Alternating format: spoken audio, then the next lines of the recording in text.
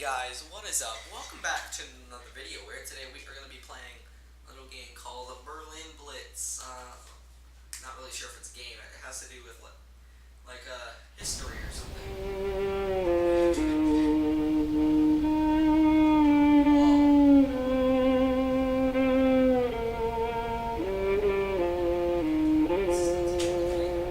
Radio broadcast. What's the broadcast? I'm standing in the heart of the Nottinghamshire countryside, rich agricultural land, and the crops are ripening, and there's a summer haze over it all. It's so quiet, peaceful, not a sound. But I'm haunted as I stand here by a sound which I first heard on September the 3rd, 1943.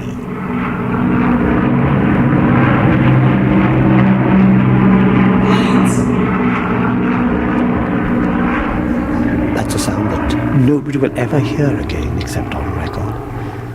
The roar of a squadron of Lancaster bombers taking off from an aerodrome here in the heart of Britain.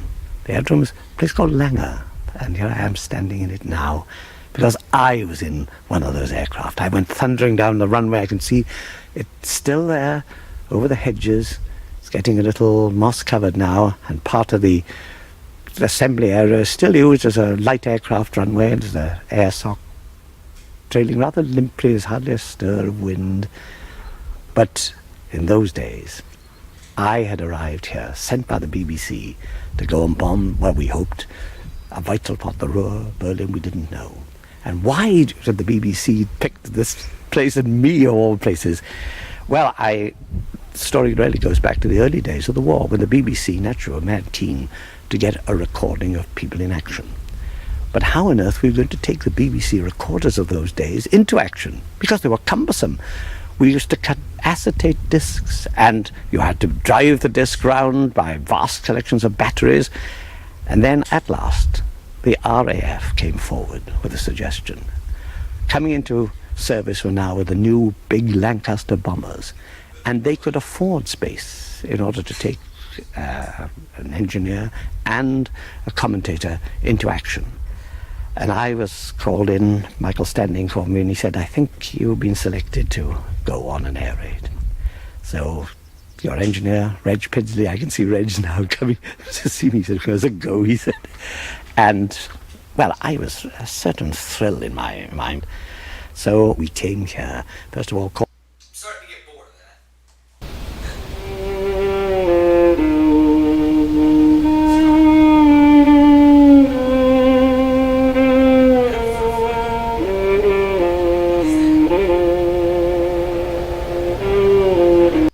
Alright, now let's start that real thing.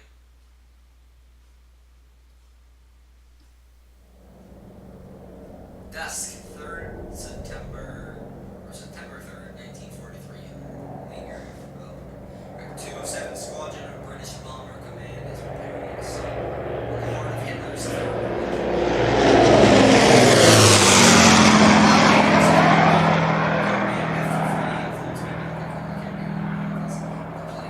the real audio from one of the most vivid accounts of World War II, we have reconstructed what they saw. So this is a pretty good history lesson, guys. Oh shoot! Oh my goodness! Oh! Is that me? Green light flashes on the control tower. That's the sign. It's our turn to go now. We're fourth to go. And the whole of our four engines are giving out a full-throated roar as we start to slowly gather speed down the mile-and-a-half long runway. Ahead of us, the third aircraft already airborne. We can see the port and starboard lights shining like red and green stars in the dusk. We're racing to join it, gathering speed now all the way past the control tower. Just a little group of our ground crews giving us away as we disappear now, moving rapidly all the time. I'm just looking up, we are still on the ground. It takes all this time to get off. But now, at long last, there we go, we're clear. We're airborne and on our way to join the stream of bombers making towards Berlin. Bombing? North Sea operation time 1 hour 10 minutes. Are we the Germans? I don't want to be the Germans because. Okay, chaps, we're at 8,000 feet now. Oxygen's on. Hello, navigator. Hello, Bombardier. We're crossing the coast now. Thank you. Bombs fused. Bombs fused. Hello, navigator. Skipper here. Nav lights off. Thank you, Skipper. Hello, Skipper. Hello, rear gunner. There's no navigator. Passing on the starboard quarter. Fire away, is the rear gunner. It's about 500 yards. Okay, just watch him, will you? Okay. I'm standing forward at the pilot seat, and right forward of me, Bill, a 6-foot bomb hammer, is curled up in his compartment, surrounded by perspex stars. And right in front of me sits Scotty, our little flight engineer. Again, the pilot sits by him, the green globe, the instrument panel, just lighting up the outline of his face, and then behind me, there was a blackout curtain, and behind that curtain, Con, the navigator, he's an Aussie from Brisbane, has just got his ruler out over our map. Sparky, the wireless ops, in his cabin behind Con. He's keeping an eye on Reg Pitsley, our BBC engineer, with just a tiny pinpoint of light to help him cut this disc. The first time a disc has ever been cut on a bomber heading for Germany. Then behind Red, we go out into the darkness of the long fuselage of the bomber. There we've got our mid-off upper gunner, and he's the last man I can see. Just the outline of his head in the little glass bubble of his turret. There's one man out of sight, Dev, the rear gunner. He's a Sussex farmer. He doesn't say much. In fact, all we've had from him on the intercom is, "Everything okay, Skipper?" But that's a very comforting sound, because when Dev says it's okay, it is okay. Flying to Germany to bomb Hitler. Okay, this is cool. Holland. Naki Akaba. Now and again, as we watch the flag, the bright light winking in among the heavy concentrated beams. They've got every single searchlight you could possibly imagine out there to catch us. And in a moment it'll be our turn to pass through them. The dark shape is going out ahead of us. Another Lancaster will lead in. Whoa. There goes some flak again. They must be having a go at us, all right. Whoa. All the time we're moving in. It's disconcerting to see that welcome waiting for us. It's good to have a dad that cares about. I'm watching my... They've caught one of our aircraft. Up goes the flak around him, bursting in vivid flashes. Maybe after us, because the searchlight is starting to move away. They've left that... Yes, they've left that other bomber, and they're moving now slowly towards us, feeling for us all the time. They're pumping up the flak in a steady stream. They've swung away from us now, swung back. I, for one, are not a bit sorry. There goes the flak, bursting always in that cone, and the searchlights starting from vivid white pinpoints, moving all the time, trying to follow that bomber. Again they come bending, a whole lot of them. They seem to bend away towards us, following a master beam. But we are moving away to starboard, and it looks as if this time we've slipped through. We made it. We're gonna bomb them. Bomb Hitler. Yes. I'm so happy. The first thing we can see now is a wall of searchlights. Not the 30 as we saw as we came into the coast, but they're in hundreds. It's a wall of light with very few breaks. And behind that wall was a pool of fiercer light. It's glowing red and green and blue. And over that pool there are myriads of flares hanging in the sky. Whoa. That's the city itself. There in the heart of the glow, there goes a bigger red flash, the biggest we've yet seen. That must be the first of the big 400,000-pound bombs going down. It's black coming up at us now. That one went down, and it was pretty near to me. Our aircraft rocked. Is this an enemy? We're running straight into the most gigantic display of fireworks in the world. We're due over our target in 2 minutes' time, and Bill, our bomb aimer, is forward. He's lying prone over his bomb site, and the searchlights are coming nearer now all the time. There's one cone split again, and then it comes together. They seem to splay out at first like the tentacles of an octopus waiting to catch you. And this time, as they come together, they've got a Lancaster right in the center. It's up to us. It's getting too hot with these searchlights, and we're starting weaving. Our pilots put the nose of the Lanc down, and we're tilting away. A furious angle. Up comes our starboard wing. Go, go, go! It's hitting that Lancaster now. Hello, engineer. Skipper here. Yeah? Will you put the revs up, please? Yeah? Okay, keep weaving. A lot of searchlights and fighter flares, Skipper. Yeah, keep on. Okay, boys, okay. Bomb doors open. Hello, Bombardier. Okay when you are. Bomb doors open. Bomb doors open, Bombardier. Right. Keep weaving, Ken. Steady. Steady. Right a little bit. Bomb's going in a minute. Bomb.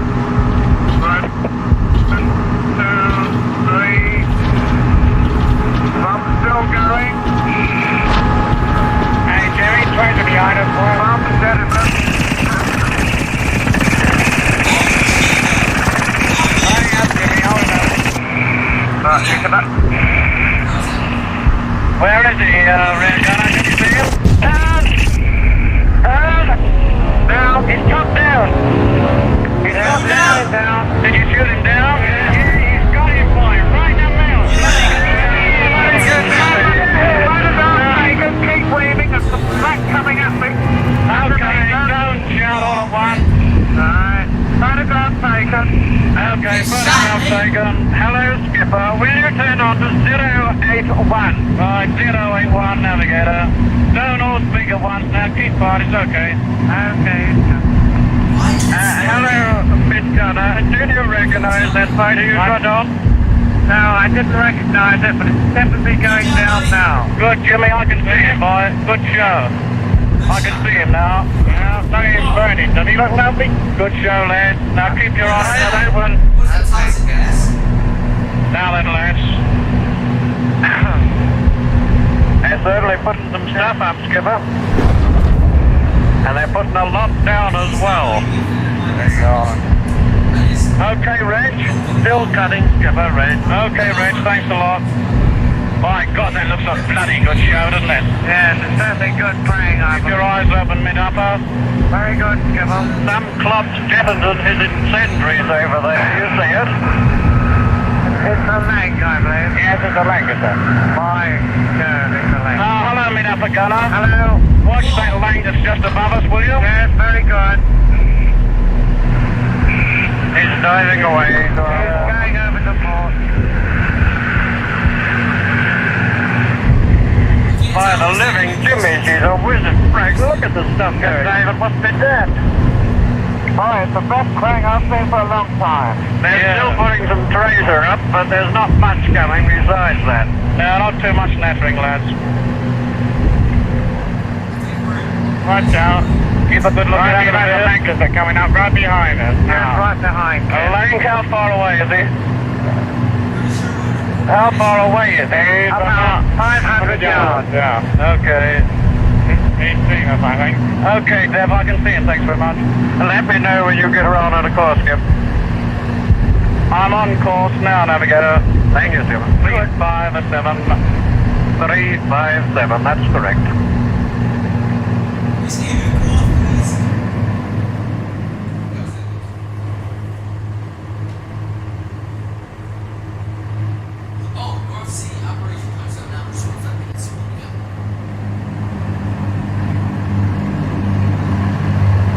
There it goes, our first sight of England, just a little light from a beacon flashing up to us from the darkness below. and after the glare of light we left behind in Berlin, it seems small and frail. Nevertheless, everybody on board F for Freddy is mighty glad to see it. Hello, Bombardier. English coast should be coming up now. Will you tell me when we cross it, please? Okay, Navigator. I'll let you know when we cross it. I can see it coming up ahead now. Thank you. Nav lights on, Skipper. Okay, Navigator. Nav lights on. Hell, Bill, do you see what I see? I can see the new moon through the window.